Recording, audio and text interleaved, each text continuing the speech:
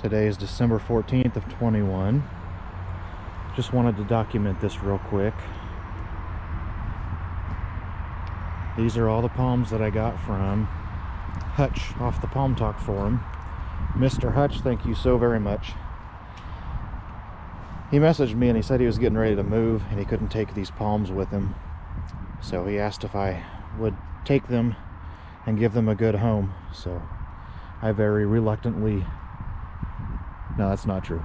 I very happily took these from him. So this jubea is about 3 feet tall from the soil level up to the tallest frond.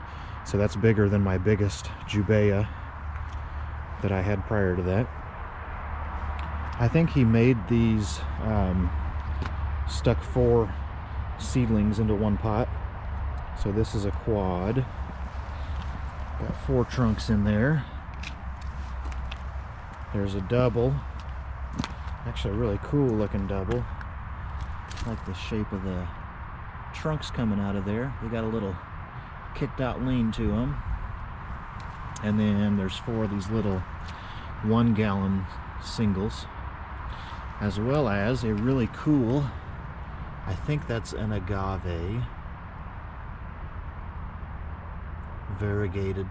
He's got a full-size one that's a couple feet across and it looks so cool. His whole property was super cool.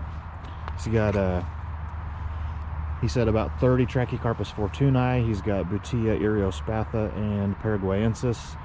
He's got a Phoenix canariensis, Camodorya radicalis, sable minors, 1 sable that I have no idea what it is, but it looks too big to be a minor. He's got a couple different variations of Camarops, one that looks more like the volcano, and then one that's more splayed out and bifurcated. Anyway, the last thing that he gave me, actually he gave me a couple other things there in the greenhouse. This is a willow that he grew from seed, from a seed that he collected. I think he said it was the Star Wars land in Orlando. I don't know if that's Universal or Disney, but let's go look at the other thing he gave me, a really special palm. Hang on. So this is the very special palm that he gave me. There's a little story to it. He was really into date palms, Phoenix dactylifera, and he was growing them from seed for a while. His greenhouse, where all the palms were, was destroyed by snow and ice, and this is the only one that survived. So it was super cold, ice and snow came down, crashed everything, and everything froze. He said this pot was frozen solid, so he was like, well, it's a goner, but then it made it. So I gotta find a really good sheltered spot for that thing. I want to put it in the ground and we'll protect it during the winter. I'm trying to decide if I should let it get bigger or let it get its roots into the ground. So, oh, he also gave me a Ganera manicotta right there. He's got a great big one in the ground too.